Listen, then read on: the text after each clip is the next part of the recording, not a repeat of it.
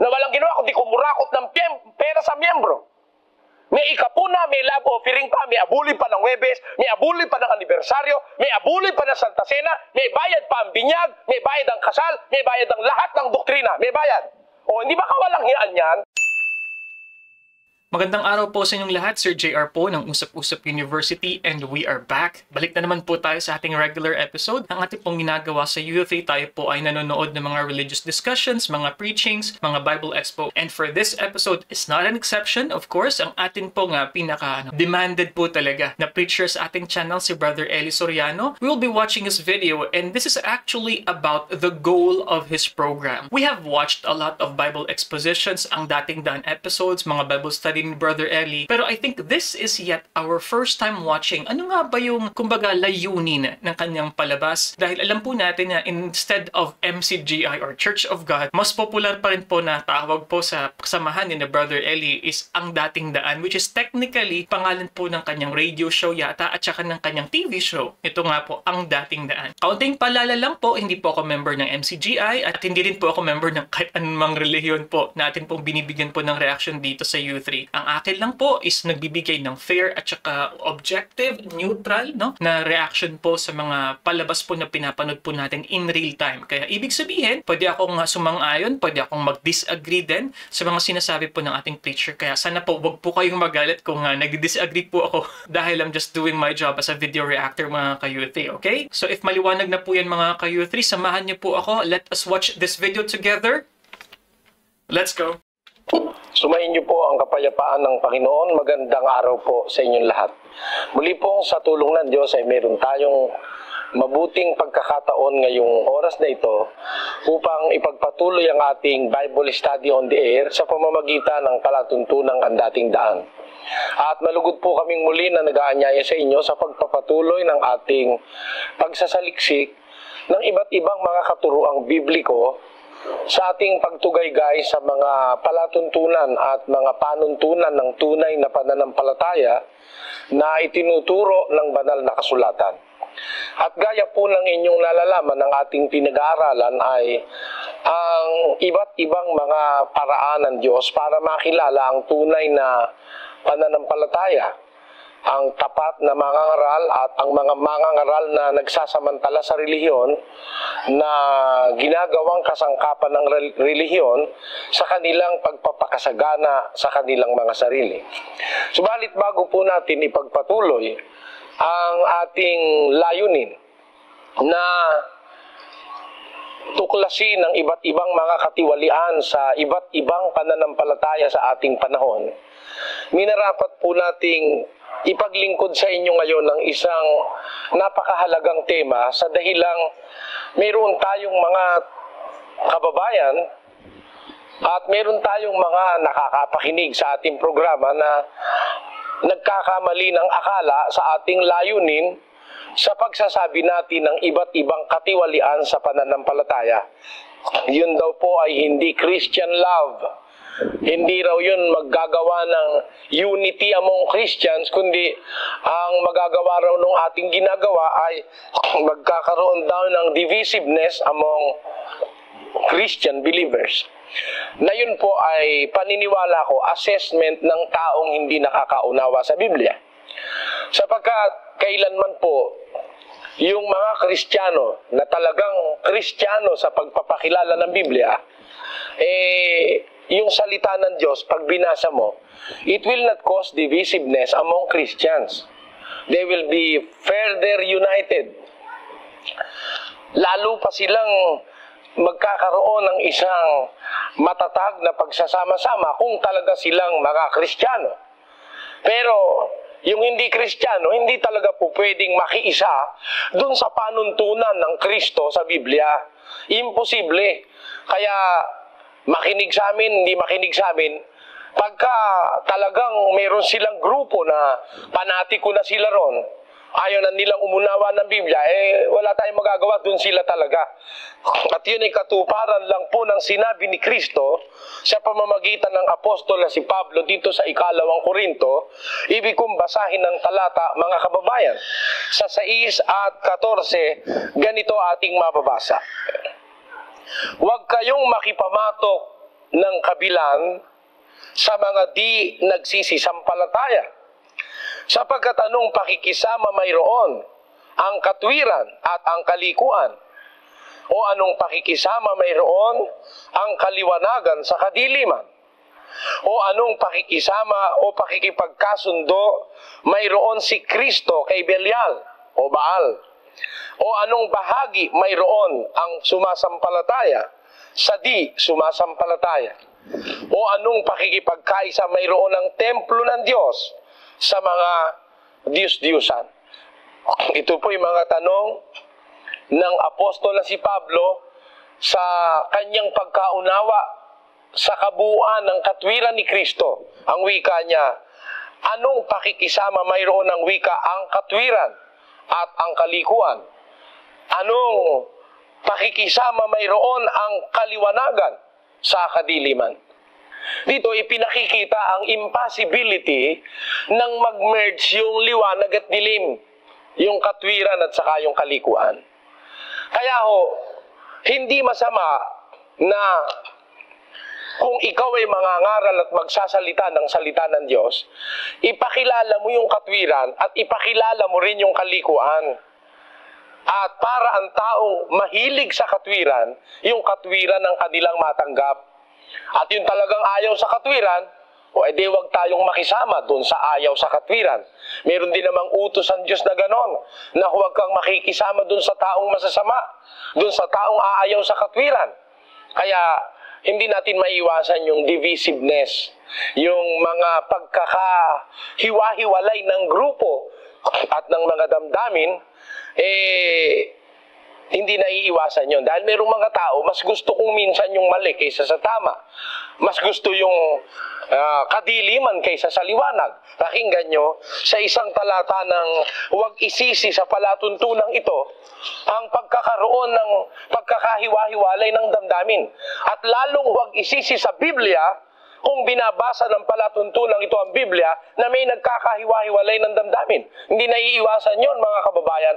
So, nagustuhan ko pa yung sinabi ni Brother Eli so far. But just before that, konting recap lamang. So, sinimulan po ni Brother Eli sa ideya nga po na mga kritisismo at pagpupuna po sa kanya sa kanilang show na ang dating daan dahil it causes divisiveness among the Christians daw. So, sinasabi ni Brother Eli, hindi naman talaga maiiwasan na magkaroon ng pagkakahati-hati. Dahil nga po, hindi pwedeng maghalo ang liwanag at ang dilim, ang katuwiran at ang kalikuan. I appreciate how he was very honest about it. In his program, he believes that there is one true religion based on these following qualifications. Sinasabi niya nga, as he discussed maybe in the prior episode po ng kanyang show, ang isang palatandaan ng tama or true religion, sabi niya, is ang totoong mangangaral. And he also made some distinction between Kristiyano lang sa pangalan and ang Kristiyano na naaayon sa Biblia. Dahil mayroon pong ganitong ugali ang tao na sinasabi ang ating Panginoon. Pakinggan nyo sa 3 at 19 ng Juan.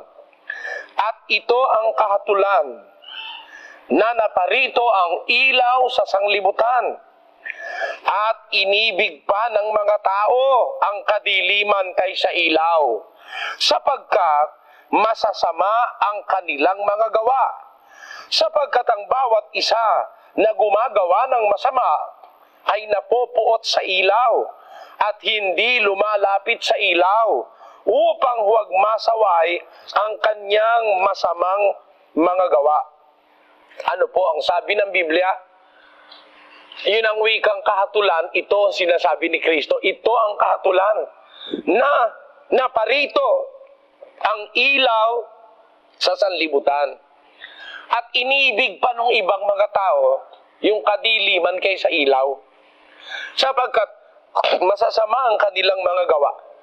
Sapagkat yun ang wikang gumagawa ng masama ay aayaw sa ilaw. Napopuot yun sa ilaw. Galit yun sa ilaw.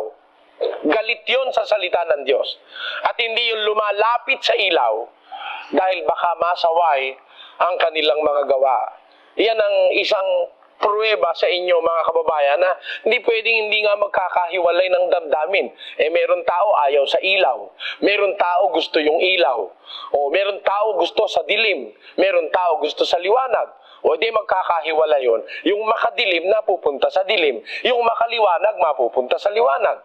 Ayun ang dapat nating makita. Kaya ito po ang aming pananampalataya na anuman ang gawin natin, talagang merong mga taong aayaw ng katwiran at aayaw ng katotohanan. At yan nga ang dahil kung bakit ang Diyos ay magpaparusa na mayroong tao, ayaw talaga ng katwiran, mas gusto niloloko, mas gusto yung binobola, kaysa dun sa pinagtatapatan. Pakinggan nyo, sa isang talata ng 2 Tesalonica, mayroong tao talagang mas mahilig sa masama, sa mali, kaysa sa tama. Ito po'y nasa 2:11 hanggang 12 ng 2 Tesalonica. Ganito po ang sinasabi. At dahil dito'y ipinadadala sa kanila ng Diyos ang paggawa ng kamalian upang magsipaniwala sila sa kasinungalingan, upang mga hatulan silang lahat na hindi nagsisampalataya sa katotohanan, kundi nangalugod sa kalikuan. Meron po bang taong ang kaluguran nila yung kalikuan? Ayun, mas gusto nila yung mali. Mas gusto nila yung hindi tama. Kaya ang sabi ng Biblia, ipinadadala sa kanila ng Diyos ang paggawa ng kamalian upang sila'y magsipaniwala sa kasinungalingan, upang mangahatulan silang lahat na hindi nagsisampalataya sa katotohanan, kundi nangalugod sa kalikuan. Meron ng mga ganun tao. At yun ay ating inaasahan na. Ngayon, ang atin pong ginagawa sa palatuntunang ito is to promote the real sense of Christian love and the real sense of Christian unity by exposing the real truth of the Bible. At ito man ay maging kalaban ng kahit na sino, sasabihin natin yung totoo in order to unify all Christians in their faith, in the truth of the words of God in the Bible. Yun po ang alam kong true Christian unity. They are united in the gospel. They are united in the teachings of Jesus Christ. They are not united because of the influence of a political leader or a religious leader. Hindi yun ang point ng kanilang unity. They are united because of the words of God in the Bible. Kaya po, ibig kong kaugnay ng bagay na ito ay pansinin ang ibang mga pula ng ibang mga tao sa ating palatuntunan. Tayo raw, pag pinupuna raw natin yung mga maling practices ng iba't ibang mga religious denomination, tayo raw walang pag-ibig. Hindi raw pag-ibig yung punahin mo yung mali na kanilang sinasabi. So, on that point na sabi ni Brother Eli nga, yung true essence of Christian love. So, dalawa yung sinabi ni Brother Eli. The first one is to promote yun nga, Christian love and unity. And of course, you will do that by exposing the truth. Gusto ko lang po i-mention na itong konsepto nga ng pagpupuna na it doesn't mean na nagpupuna ka na walang pag-ibig. Na-mention din po ito ni Brother Eli. If you remember sa video po natin na Brother Eli versus CCF Pastor Bong Saking. Ayan po mga ka-youth. But anyway, the second point na na-mention po dito ni Brother Eli is the sense of unity. So my understanding is because the only true religion, according to Brother Eli, is the Church of God. So as a non-MCGI, I feel na there's a sense of exclusivity. And ang sinasabi ni Brother Eli dito, ang unity is not about the other sects of other Christians, but the unity just within the brotherhood of Church of God. Ito po sa MCGI mga ka-youth. My question then is, how do you perceive non-members like myself, non-members like most of our viewers actually? There are religions that are totally opposite of quote-unquote Christianity. Pero I will be very frank with you mga ka-youth, marami pa rin po sa mga sekta ng Kristyanismo a bit more similar than they are different. So does it mean totally na kapag hindi ka kaanib ng MCGI, you are perceived to be from dark? Ganun po ba yun? So sana po maliwanagan po tayo dahil I think it's very important in a way because that's also the thing that most people kind of don't like about religions in general. Dahil lahat ng iglesia, they're claiming to be the ones who will be saved. And alam po natin yan na yan ang isa sa mga pinaka-common na concern. Dahil po sa ating pong compilation po na napanood po dati, po, sa ating past video reactions, isa yan sa mga pinaka-common na tanong about the true religion at yung ideya nga ng exclusivity. So, let's continue. At yun daw paghatol pa raw na bawal daw ng Biblia. Paghatol. At kaugnay nito, isa po sa maraming liham na ating tinatanggap. Ang ibig ko, sandali pagtuunan ng pansin mga kababayan, na ganyan din ang kanyang pananaw. At ito po'y galing sa isang tagapakinig mula sa General Trias, Cavite. Dear Brother Eli Soriano, ako ho ay isa sa masugid ninyong tagapanood mula sa bayan ng General Trias, Cavite. Mayroon lang ho akong nais na ipaliwanag ninyo sa akin, yaong talata na mababasa sa Mateo 7:1 na isinasaad na huwag kayong magsihatol upang huwag kayong hatulan. Hindi ho ba ang pre-judgment na ginagawa ninyo sa ibang mananampalataya ay salungat sa sinasaad ng talata sa Mateo 7:1? Papaano ninyo bibigyang paliwanag ang bagay na ito? Paki-explain o ipaki-explika lang po mula sa isang kapatid sa General Trias, Cavite. Hindi po niya inilagay ang kanyang pangalan pero nagpakilala siyang bilang isang kapatid. At ako'y nagagalak na nakikikapatid siya sa ating layunin ng pagsasaimpapawid ng katwiran ng ating Panginoong Hesukristo. Ang wika niya, hindi ba raw pre-judgment ang ating ginagawa sa iba't ibang mga lipunan ng pananampalataya? Pag sinasabi nating mali yung kanilang gawain, yun daw ay pre-judgment, na yun daw ay labag sa sinasabi ni Kristo, at ang ibinigay niyang talata ay Mateo Kapitulo 7 at versikulo 1 na ibig ko pong ating tunghayan sa oras na ito. Dito po sa Mateo Kapitulo 7 at versikulo 1, mayroong ganitong pangungusap ang ating Panginoon. Pakinggan nyo. Huwag kayong magsihatol upang huwag kayong hatulan, sapagkat sa hatol na inyong ihahatol ay hahatulan kayo, at sa panukat na inyong isusukat ay susukatin kayo. Dito po sila nagbabatay. Mayroong mga lipunan ng pananampalataya, bawal ika ang humatol. Ayan ika, sabi ni Kristo, huwag kayong magsihatol upang huwag kayong hatulan. Ayun. Pagkabasa nun, hindi na nila kinuhang ang konteksto. Hindi nila inisip ang punto, sinara ang Biblia. Ayan ika, bawal humatol. Ayun. Pagpalagay natin sandali, bawal humatol. Ayon sa Mateo 7:1. May babasahin po ako sa isang talata nito ring ng Ebanghelyo rin. Dito sa isang talata ng Juan, mayroon namang ganitong sinasabi ang Kristo. Si Kristo rin ang may sabi, at ito po'y nasa 7:24 naman ni San Juan. Pakinggan nyo. Huwag kayong magsihatol ayon sa inyo, kundi magsihatol kayo ng matuwid na paghatol. Paano ito ngayon, mga kababayan? Dito, huwag ang wika kayong magsihatol ng ayon sa inyo, kundi magsihatol kayo ng matuwid na paghatol. Dito, utos naman ang humatol. Kaya lang, huwag sa inyo, kundi matuwid na paghatol. Bawal ba humatol kung ganon? Kaya, kailangan mga kababayan, pag nakabasa ka ng isang talata, huwag mo agad bibigyan ng pakahulugan. Yan po ang ikinaliligaw ng marami. Saliksikin mo muna ang mga surrounding verses and other verses in the Bible that is connected with that verse. Halimbawa, pagka nakabasa tayo nito, na ito'y nabasa ng mga oneness daw sila. Itong Gis 31 ni Juan, nababasa ito eh. At ang sabi ganito, gusto kong basahin. Juan, Gis 30. Ang sabi ni Kristo, ako at ang Ama ay iisa. Ayun. Meron nakabasa nito, pagkabasa, ako at ang Ama ay iisa, sinara na. Nagpakahulugan na. Ang pakahulugan ganito.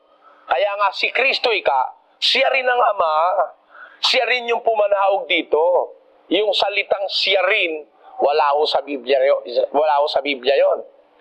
Na si Kristo rin ang Ama, at yung Ama rin si Kristo, na ang pangalan ng Ama ay Jesus, ang pangalan daw ng anak ay Jesus, at ang pangalan ng Espiritu Santo ay Jesus. Yun huy Jesus Mariosip na paniniwala. Galing lang ho sa kukote ng pastor yon. Wala ho sa nabasa yon. Ang nabasa, ako, ang sabi ni Kristo, at ang Ama ay iisa. Yung ba ang pakahulugan siya rin yung Ama? may babasahin ako na makikita niyong kumukontra ron sa pakahulugan nila. Hindi ho sa Biblia, sapagkat ang Biblia walang kukontrang talata ng Biblia sa kanyang talata. Yung pakahulugan ng kumukontra eh. Pakinggan nyo sa isang talata nitong Juan din. Ang sabi ng ating Panginoon sa Kapitulo 8 ay ganito ang ating mababasa sa versikulo 16. Pakinggan nyo. Oo, at kung ako'y humahatol, ang hatol ko'y totoo, sapagkat hindi ako nag-iisa, kundi ako at ang Ama na nagsugo sa akin. Ano po ang sabi ng talatang ating binasa? Kung ako'y humahatol, ang hatol ko ang wika'y totoo. Sigurado si Kristo, totoo ang kanyang hatol. Sapagkat kung humatol siya, hindi ako ang wika nag-iisa, kundi ako at ang Ama na nagsugo sa akin. Eh dito, hindi sila nag-iisa. Hindi si Kristo nag-iisa. Meron siyang kasamahan. Ang kasamahan niya, yung Ama na nagsugo sa kanya. Sabi naman dun sa kabila, ako at ang Ama ay iisa. Sabi rito, siya ay hindi nag-iisa. Kailangan hanapin natin ang kahulugan.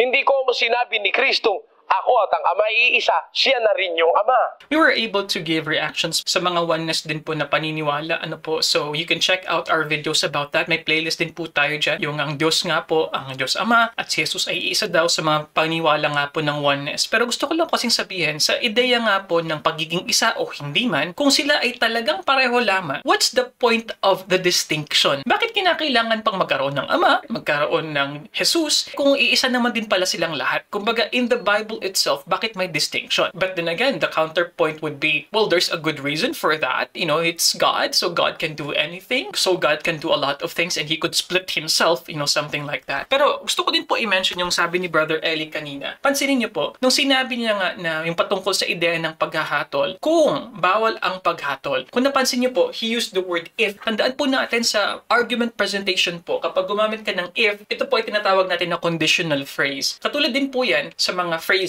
like, for the sake of argument, para lang sa talakayang ito or para sa diskusyon na ito, sabihin na natin na tama ang kanilang sinasabi. Eh ano masasabi mo sa next na naman na verse? Something like that, mga ka-U3. For us to arrive at a more rational po na conclusion. So magandang technique po yan para po ipakita po sa lahat na logical ka, na kumbaga hindi lamang yung own mo na stand yung iniisip mo, kundi ina-analyze mo din yung scenario din ng pinipresent ng kabilang argumento, mga ka-U3. Lalabag po yun sa sinasabi ng Biblia. Bakit? Pakinggan nyo sa isang talata ni Juan, ganito naman ang ating mababasa tungkol dyan sa salitang iisa. At wala na ako sa sanglibutan, at ang mga ito ay nasa sanglibutan, at ako'y paririyan sa iyo. Amang banal, ingatan mo sila sa iyong pangalan, yaong mga ibinigay mo sa akin. Marami ho ito. Grupo ito ng mga tao. Ingatan mo ang wika sila sa iyong pangalan, yaong mga ibinigay mo sa akin, upang sila'y, marami ho, sila'y maging isa, naggaya naman natin. Nakita nyo? Di yung salitang isa, hindi ho tumutuko yun sa isang individual na kalagayan lang, o sa isang entity, o sa isang being lang. Maaaring yung pagiging isa, tumutukoy sa marami, gaya ng sinabi ni Kristo. Ingatan mo sila,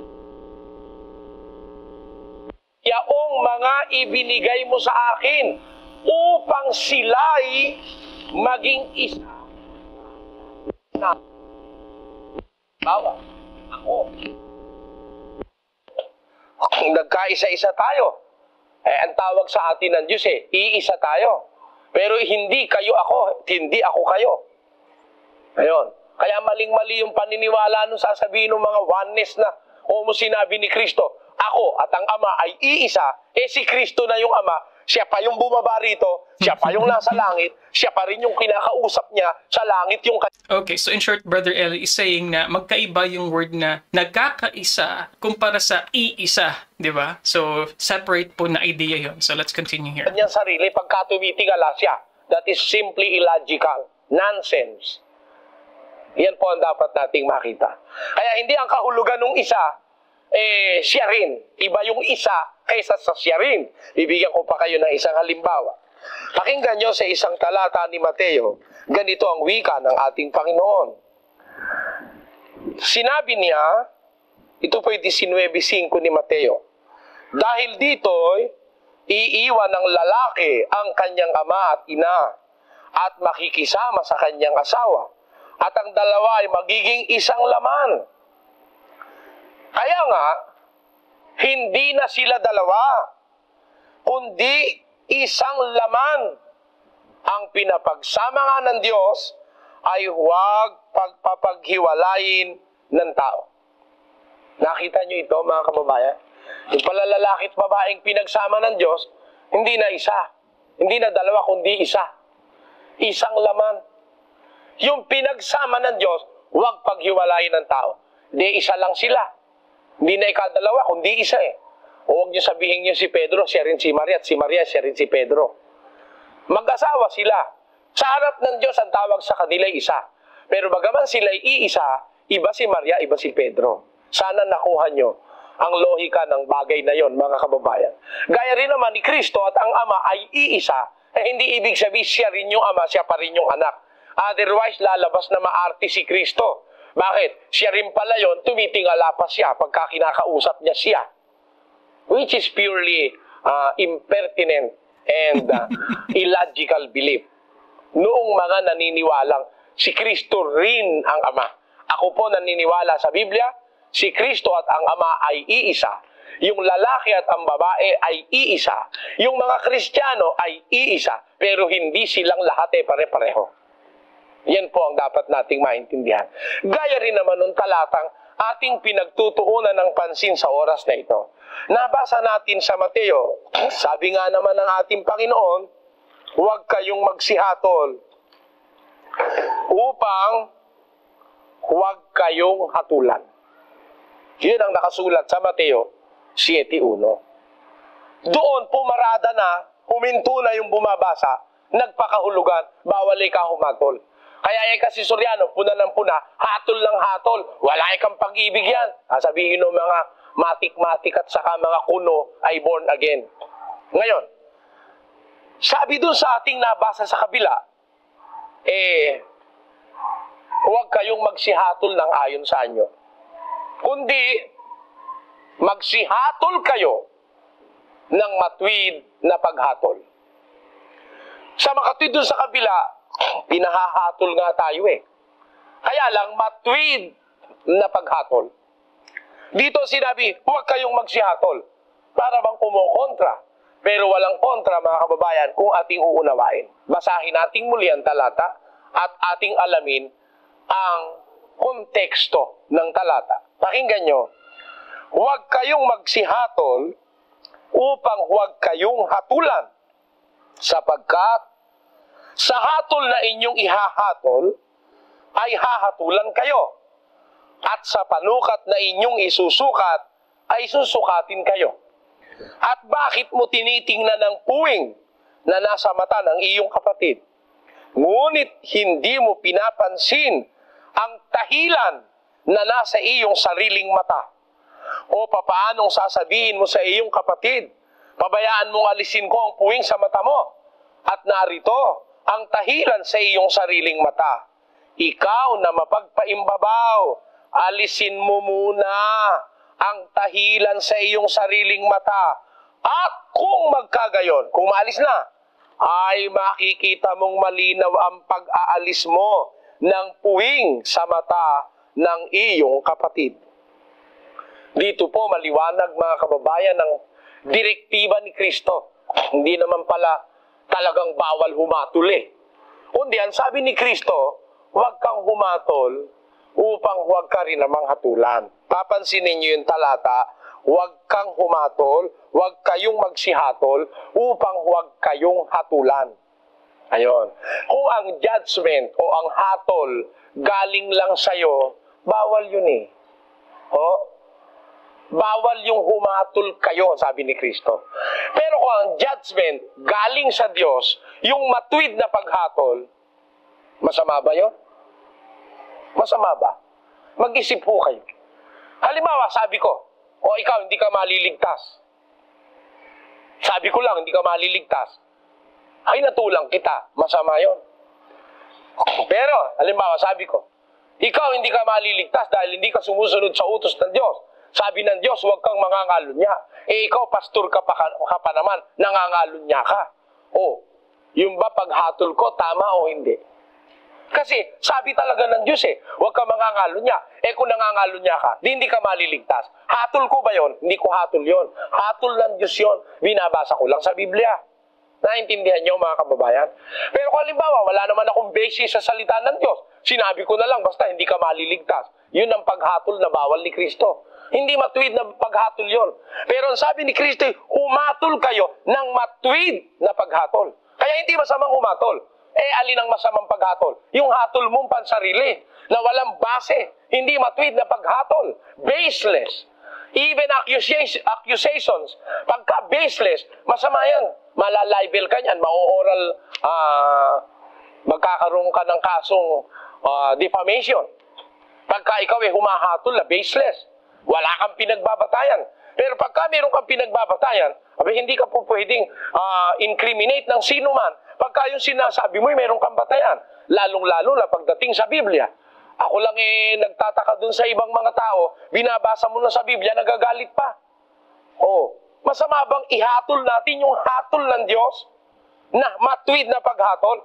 At kung titignan natin mga kababayan, ang kahulugan talaga ng Mateo, sino ang pinagbabawalan ditong humatol? Yung may puwing, yung may tahilan. Sabi ni Kristo, paano mong aalisin ang puwing? Sa mata ng iyong kapatid, narito't meron kang kulaba o tahilan sa iyong sariling mata. Pag pinayagan ka ni Kristo, mag-alis ng puwing ng kapatid mo, ikaw naman pala may kulaba sa mata at may tahilan ka at may katarata kang pagkalaki-laki, baka imbis maalis mo yung puwing, madisgrasya mo yung maliwanag na mata. Bakit? May diferensya mata mo Kaya ang wika ni Kristo, alisin mo muna. Ikaw na mapagpaimbabaw. Sabi niya doon sa versikulo 4 hanggang 5. Ikaw na mapagpaimbabaw. Alisin mo muna yung tahilan sa mata mo. At sino po yung bawal humatol? Yung mga impostor, yung mapagpaimbabaw, na kunyari nagbabanal-banalan, pupuna-puna sa iba, siya pala'y ganun din ang diferensya niya. Sabi niya sa iba, wag mangangalunya, kalunyero pala siya. Sabi niya sa iba, wag magnanakaw, magnanakaw pala siya. Sabi niya sa iba, wag sasamba sa Diyos-Diyosan siya pala mananamba sa Diyos-Diyosan. Anong katunayan ganun nga ibig sabihin ni Kristo? Na kung ikaw pupuna sa iba, dapat huwag kang masumpungan nung ipinupuna mo dahil ibabalik sa iyo ng mga tao yung sinasabi mo. Pakinggan nyo sa Roma 2:20. Nagasaway sa mga di nakakaalam, guro ng mga bata, na sa kautusan ay mayroong kang anyo ng pagkakilala at ng katotohanan. Ikaw nga na nagtuturo sa iba, hindi mo tinuturuan ang iyong sarili. At ikaw na nangangaral sa tao na huwag magnanakaw ay nagnanakaw ka. Ikaw na nagsasabing ang tao ay huwag mangalunya ay nangangalunya ka. Ikaw na nasusuklam sa mga Diyos-Diyosan ay nananakawan mo ang mga templo. Ikaw na nagmamapuri sa kautusan. Sa iyong pagsuway sa kautusan ay niwawalan mo ng puri ang Diyos. Dito po, maliwanag na yung tuturo-turo, pupuna-puna sa iba, ayaw ni Kristong ikaw mismo nagsasabi, huwag mangangalunya, kalunyero ka. Pastor ka, 36 ang asawa mo. Paano yun? Masama yun. Pastor ka, nire-rape mo yung sarili mong anak. Isipin mo, paano ka magpapastor nun? Kumbaga sa mag-aalis ng puwing, paano mong aalisan ng puwing yung kapwa mo, ikaw merong barado mata mo sa tahilan. Bawal yon. Yon ang bawal humatol. Yung ganong mga tao, bawal pumuna. Pero kung pupuna ka ng pagpuna o paghatol na galing sa Biblia, hindi ho masama ang humatol. Mga kababayan, meron ba tayong pruebang hindi masamang humatol ang Kristiyano? Pakinggan nyo sa isang talata ng unang Korinto, ganito ang ating mababasa at inyong pakinggan. Ito po'y sa 1:10 ng unang Korinto. Ngayon ipinamamani ko sa inyo, mga kapatid, sa pamamagitan ng pangalan ng ating Panginoong Kristo, na kayong lahat ay mangagsalita ng isa lamang bagay, at huwag magkaroon sa inyo ng mga pagkakabahabahagi, kundi kayo mga lubos sa isa lamang pag-iisip, at, pansinin nyo, isa lamang paghatol. Kita nyo? Ang lahat ng Kristiyano inuutosang humatol. At kung sila'y humatol, may pagkakaisa sila sa paghatol. Huwag sabihin yung paghatol ay masama. Kainosentihan sa Biblia yon, mga kababayan. Ang grupo ng mga Kristiyano ay pinahahatol. At ang sabi pa huwag magkaroon ng pagkakabahabahagi sa inyo.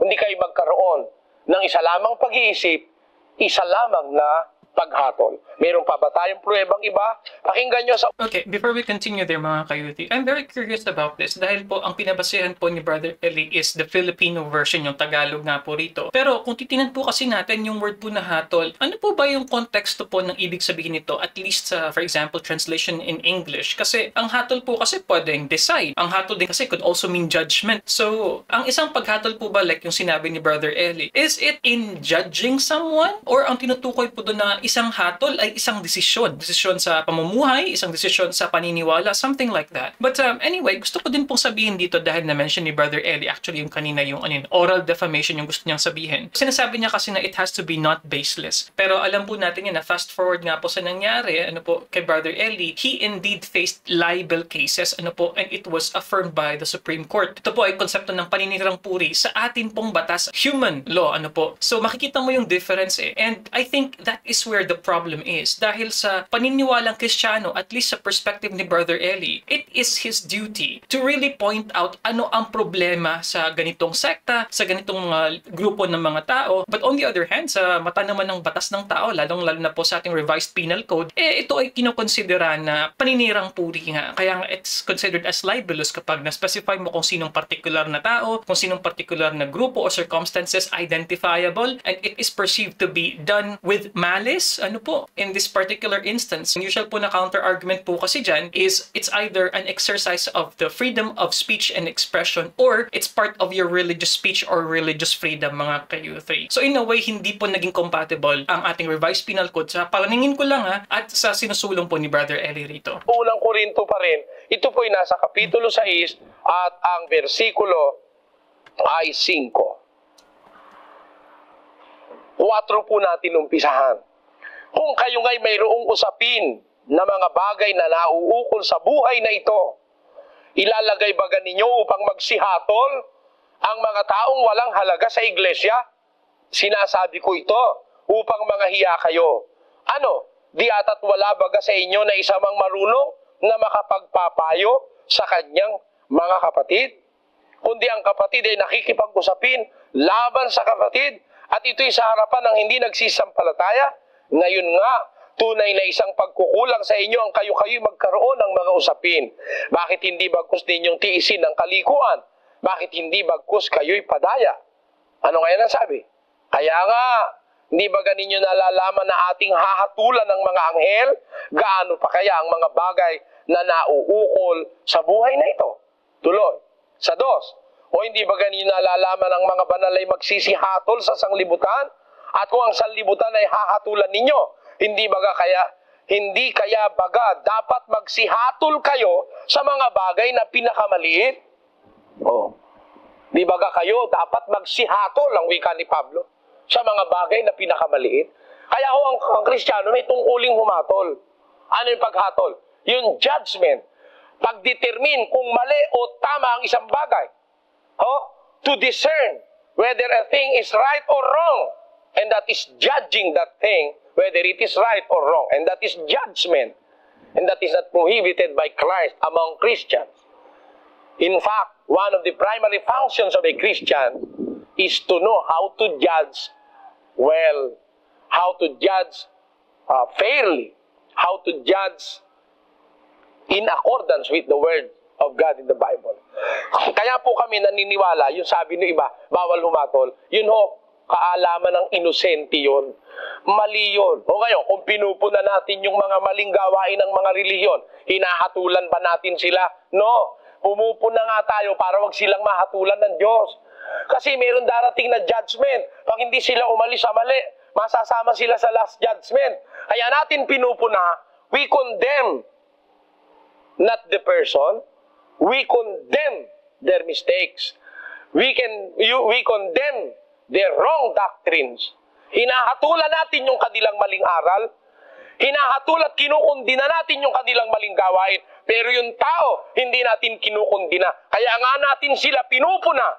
That is our Christian love for them. Na even to the extent of sacrificing our friendship with them, pinupuna natin sila. Kahit na sila'y magalit sa atin, para lang sila wag mapasama sa parusang hinaharap ng mundong ito.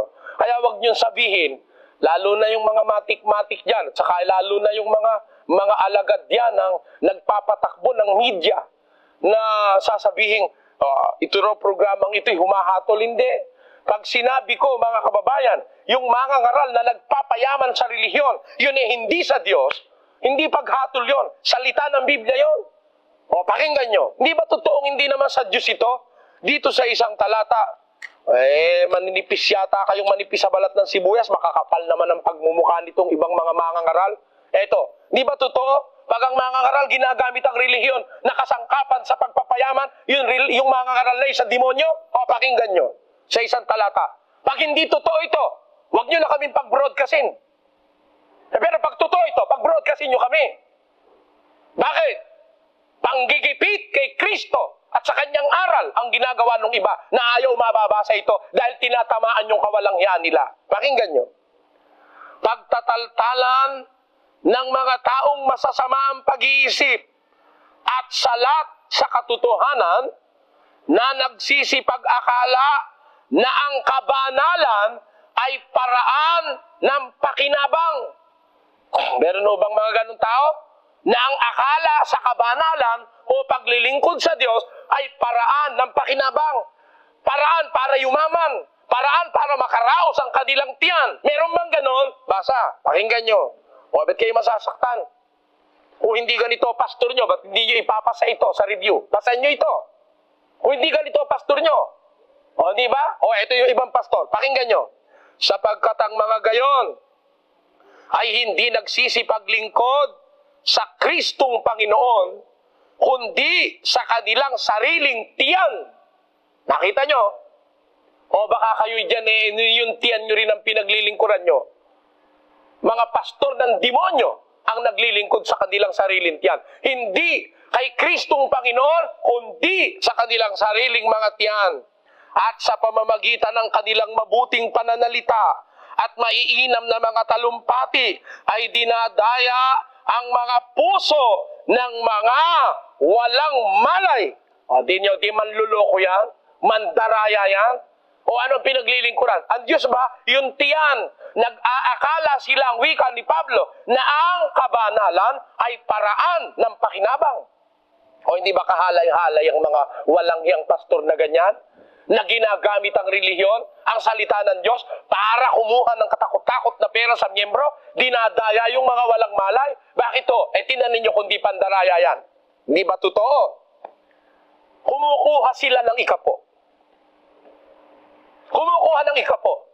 At madalas sabihin, pag nagbigay ka ng ikapo, babalikan ka ng Diyos. Siksik, liglig, umaapaw. Kailan mo pa sinabi yun? Kaibigan. Kailan pa sinabi nung pastor yon na pag nagbigay ka ng ikapo, babalik sa iyo ng Diyos, pik-pik, liglig, umaapaw.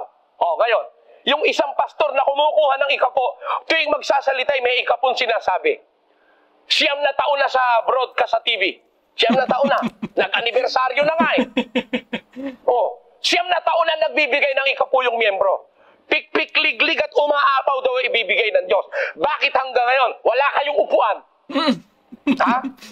Siyam na taon nang nagbibigay ng ikapo. Siyam na taon nang ginagatasan ng pastor. Pero hanggang ngayon, wala silang maupuan sa kanilang pagtitipon-tipon. Inuulan yung mga miyembro. At pag umulan naman, biyaya ka ng Diyos yan. Pag uwi ng miyembro, may sipon, may trangkaso, may pulmonya. Ito makikita mo dito yung frustration ni Brother Eli sa mga broadcasting po na mga channel, most likely ito sa SPN 21 nga po, dahil my understanding is he needs to submit the videos for review para po ma-broadcast nga po publicly. Over the years na mas naging stricto dahil nga po sa fear din or sa concern din ng mga mother channels nga po na it is a public broadcast. I do totally get it, but po kinakailangan nilang mag-stricto. Kung napansin nyo po sa mga further po na mga episodes ni Brother Eli, bleep out yung kanyang pag-mention ng pangalan dahil libelous nga po na makakonsider yan kapag tayo po ay nagpasaring, kapag tayo po ay umatake ng isang particular po na religious organization. Lalong-lalo na po kapag ang mga ginamit po ng mga kataga ay very harsh. Na-mention nga ni Brother Eli dito yung sa demonyo. So sa ideya po ng mga Kristiyano, talagang masamang-masama kapag ikaw po ay apostle of demon, for example. Well, talagang umakyat po yung Supreme Court at na-uphold po yun ng Supreme Court kung di po ako nagkakamali, na libelous nga po. So yun nga po yung sinasabi ko po kanina, while it is sa phrasing ni Brother Eli, a duty, yung ideya ng pagkakatol on the discernment of what is right or wrong, it's a duty of a Christian. And I think it's also very risky din nga po in doing so, especially when emotions are high, talagang mas nagiging harsh yung mga nasasabi ng isang preacher, and in turn could be interpreted by the court of law as something that is defamatory or libelous, mga ka-youthfree. Yayaban ng Diyos, sinapul mo niya yung miyembro mo dahil walang bubong.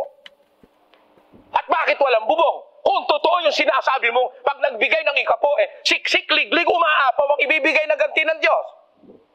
Yan ang tanong ko. O ngayon, pag napula ko yan, magagalit ba kayo? Ipinagmamalasakit ko yung dinadaya. Kaya nga naghihirap ang Pilipinas dahil dyan sa mga relihiyon na yan na walang ginawa kundi kumurakot ng pera sa miyembro.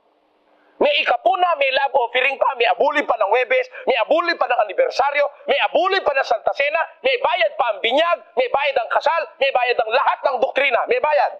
O, hindi ba kawalangian yan? O, pipigilin nyo ba ito sa telebisyon?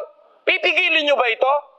Ito'y sinasabi ng Biblia. Kung kayo'y maka-Kristo, huwag nyong pigilin ang sinasabi ko sapagkat si Kristo ang may sabi sa pamamagitan ni Pablo na may mga pastor ang kanilang pinaglilingkuran hindi si Kristong Panginoon, kundi ang kanilang sariling tiyan, ang kanilang sariling interes. Mga walang hiyang pastor. Meron ba talaga walang hiya? Pakinggan nyo. Sa isang talata ng Efeso, pag pinigil nyo ito, pinipigil nyo ang aral ni Kristo.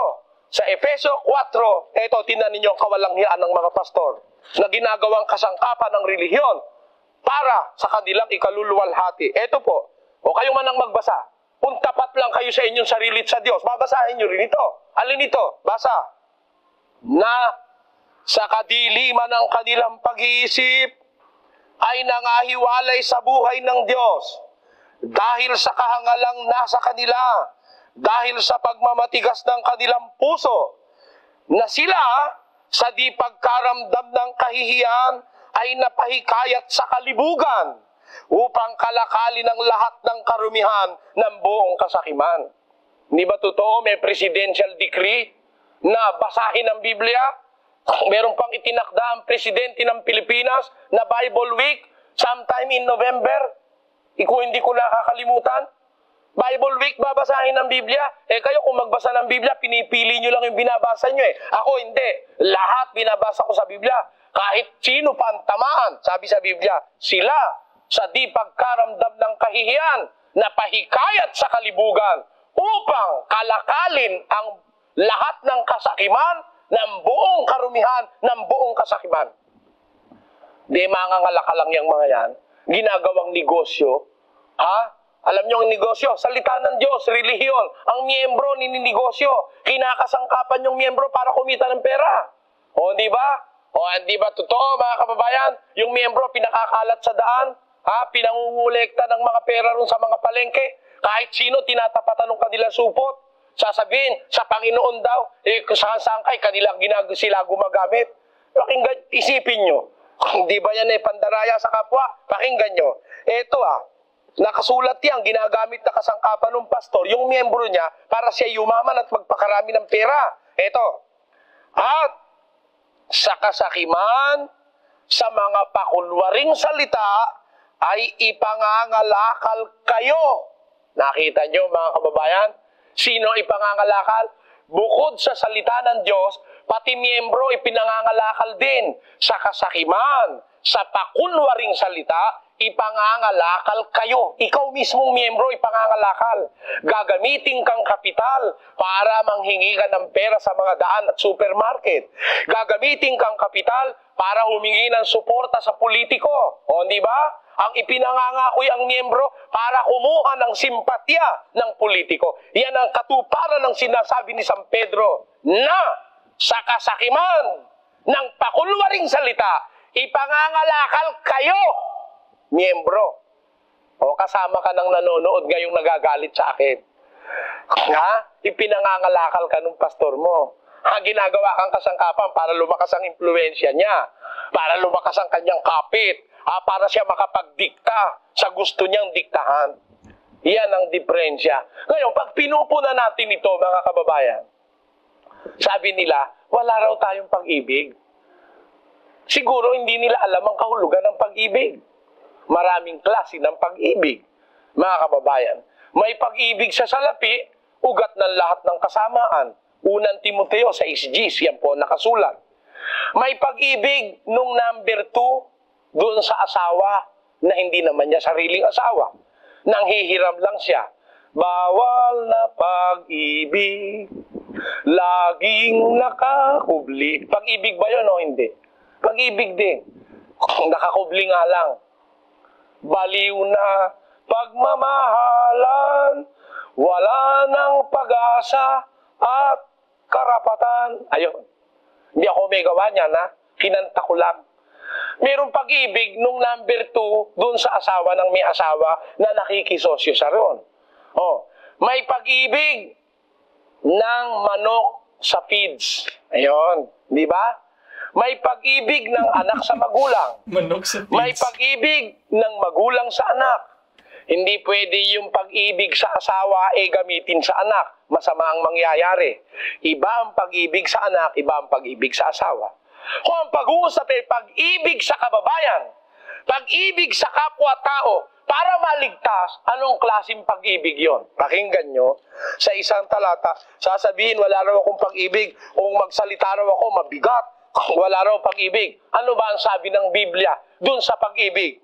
Pakinggan nyo, ang pag-ibig ay mapagpahinuhod, magandang loob. Ang pag-ibig ay hindi nananaghili. Ang pag-ibig ay hindi nagmamapuri, hindi mapagpalalo, hindi nag-uugaling mahalay, hindi hinahanap ang kanyang sarili.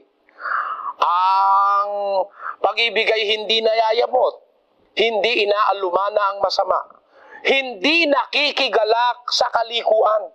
Ayun. Ang pag-ibig ang wika, hindi nagagalak sa kalikuan, kundi nakikigalak sa katotohanan. Anong tunay na diwa ng pag-ibig? Ang pag-ibig, hindi nagagalak sa kalikuan. Galit siya sa mali. Yung pag-ibig, ayaw niya ng mali. Ang katunayan, ang Diyos man na pag-ibig, dahil ang Diyos ay pag-ibig, ayaw niya ng mali, ito po ang pag-ibig ng Diyos. Sapagkat, ang puot ng Diyos ay nahahayag mula sa langit, laban sa lahat na kasamaan at kalikuan ng mga tao. Kita nyo? Kinapupuotan ng Diyos ang kalikuan at kasamaan ng tao. Galit ang Diyos na pag-ibig, sapagkat kung pag-ibig ang pag-uusap, wala nang uuna sa Diyos, sapagkat ang Diyos ay pag-ibig. Pero yung Diyos na pag-ibig, galit yon. Hindi nagagalak yun sa kalikuan. Napupuot yun sa kasamaan at sa kalikuan ng mga tao. Yung Diyos na pag-ibig, napupuot sa kalikuan at kasamaan ng mga tao, mga mahal na kababayan. Napupuot ang Diyos doon. O di ayaw ng Diyos ng kalikuan, ayaw ng Diyos ng kasamaan. Nakita nyo? Ayaw niya. Ayaw ang Diyos ng kalikuan.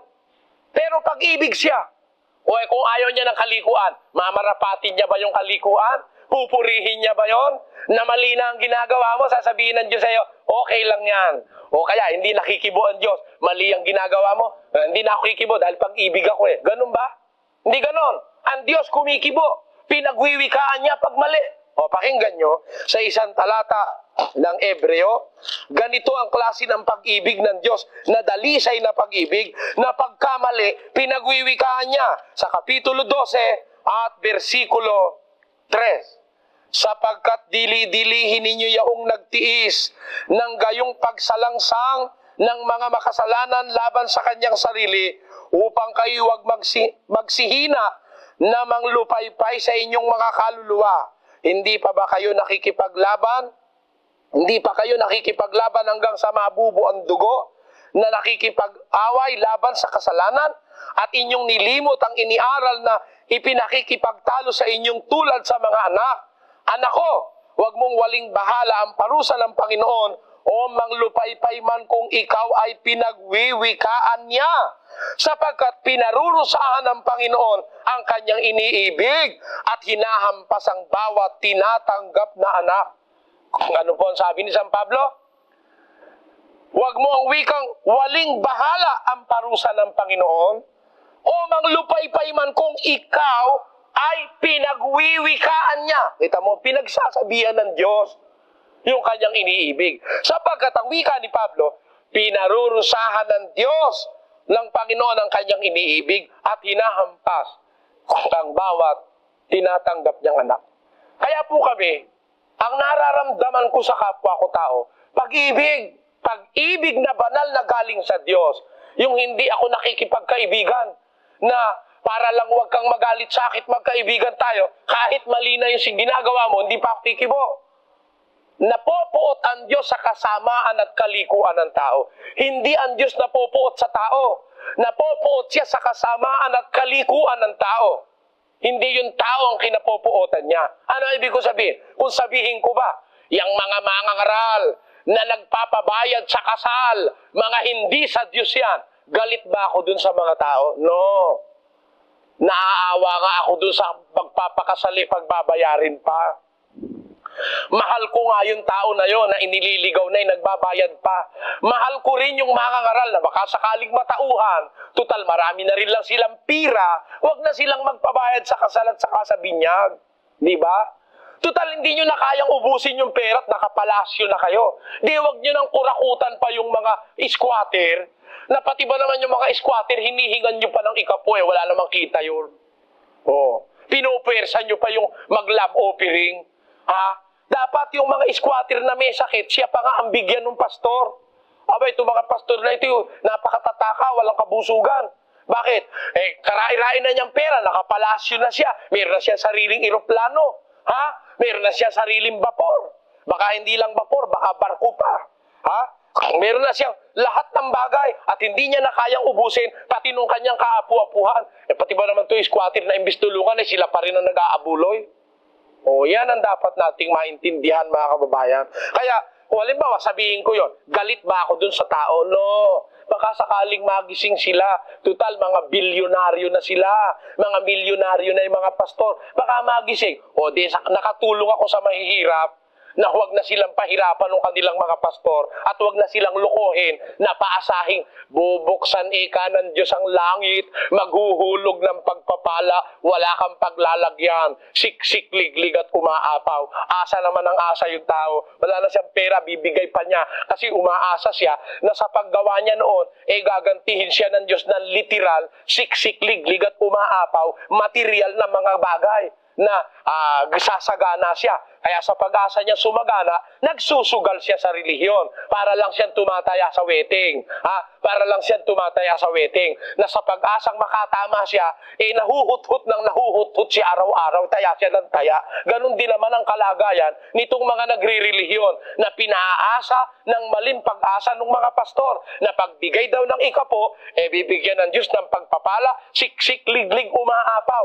Bigay naman ngayon ng bigay na kahit wala nang makain yung anak, bigay pa rin ng bigay. Hindi masamang magbigay kung ayon sa kalooban ng Diyos. Hindi po ako tutol sa pagbibigay. nagbibigay. Mapalad ang nagbibigay kaysa sa binibigyan. Pero kung ang binibigyan natin, pastor naman luloko, pinalarami natin ang kayamanan para lalong makapanloko, hindi tayo dapat magbigay. Nagiging kasangkapan pa po tayo ng demonyo para palakasin ang puwersa ng mga manlulokong mangangaral. Yan ang layo ng palatuntunang ito. Sabihin nyo ba, wala kaming pag-ibig sa kapwa? Kaya nga po kami naglalakas loob magsalita ng ganito. Dahil mahal namin ang mga kababayang Pilipino na mahigit ng 400 taong niloloko sa relihiyon.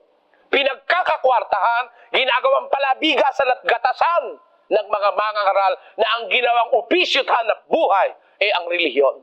Diyan po kami tutol, mga kababayan. It's really true. Ang iba dyan ay ginagawang komersyo, mga napapayaman. At yun nga po, sasabihin lang po na ang balik ng blessing yan is either dalawa lang naman financial. So, pag nagbigay ka ng ikapo mo, is babalik sa'yo ng 10 times, siksik, liglig, umaapaw po na blessings, financial blessings. O kung hindi man, kung hindi ka man yumaman dahil sa iyong pagtatrabaho o hindi na-improve ang iyong buhay, ang sasabihin naman ng pastor is mayaman ka naman sa langit. Pero, secured na yung 10%. Secured na yung mga binibigyan nyo ng mga offering. So, for me, it is really sad. At tama din yung sabi ni Brother Eli, of course, totally agree with it when he said na parang tumataya tayo sa mga reliyon na sana ay nasumpungan natin yung tamang reliyon, and that is our road for salvation, mga ka-U3. So anyway, here on this part of Brother Eli's speech, he is now explaining to us the real idea of what Christian love really is. Na hindi ibig sabihin namumuna ka o nagbibigay ka ng kritisismo ay hindi na yon out of love. Bilang katunayan,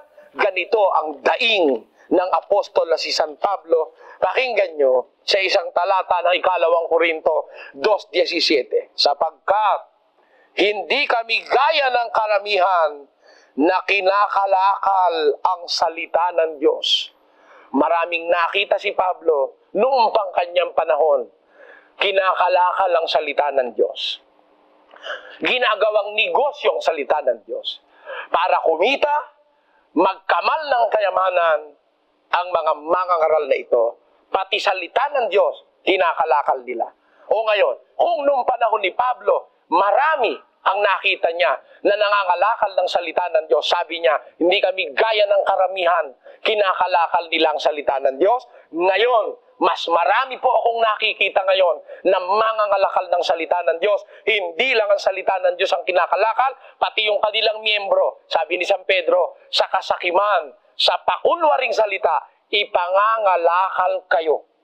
Kaya, ito po'y panawagan sa mga kababayan, huwag kayong magalit sa palatuntunang ito. Bigyan lang tayo ng sapat na karapatan ng pamahalaan, lahat ng katiwalian sa relihiyon, atin pong tatalakayin sa Biblia. Ang Biblia, batayan natin, hindi tayo magbabatay sa kung ano-anong chismis. Biblia po ang ating bubuksan, ipakikita ng palatuntunang ito sa inyo. Yung picture, yung larawan ng tunay na relihiyong nasa Biblia, na yung relihiyon na yon ay paglingap sa mga kaawa-awa, pagmamalasakit sa mga inaapi at niloloko ng kanilang mga pastor. Yun ang tunay na relihiyon, ipagmalasakit yung maliliit. Ang kanilang karapatan, hindi lang pantao kundi pati ang kanilang karapatang maging dapat sa Diyos, makawala sila sa mga kuko ng dambuhalang mga pastor na matatakaw sa relihiyon. Okay mga ka-UFA, so dyan po nagtatapos ang ating episode ngayon. Ano pong masasabi niyo dyan? Okay ba? Bitin na naman. So may magko-comment na naman po dyan sa ating comment section. Bitin. Anyway mga ka-UFA, so that ends our episode patungkol nga po sa explanation ni Brother Eli. Indeed, it was about the goal of ang Dating Daan program. Pero it is in two parts kasi. The first one is in answering to the letter nga po. And namiss ko tuloy yung liham, no? Actual talaga na liham, no? So yung liham nga po from General Trias Cavite. Yung sa ideya nga ng paghahatol, na dapat ba tayong manghatol? And sinasabi ni Brother Eli, actually ang pagkakadescribe nga po niya is it is a duty. Ito ay ating responsibilidad bilang Kristiyano. At sinasabi niya rin na yung konsepto ng judgment is about the discernment of what is right and what is wrong. And we need to do that according to Brother Eli. Pero ang sinasabi nga dito, hindi lang basta-basta na paghahatol. It should be not baseless. Ito ay dapat na ayon sa Biblia. In fact, ang pagkakadescribe nga kanina is dapat matuwid na paghatol. But then again, I also mentioned, however, in as much as that is a really lofty, that is a really noble po na perspective in trying to show and criticize so that others may also be saved para hindi mabigyan ng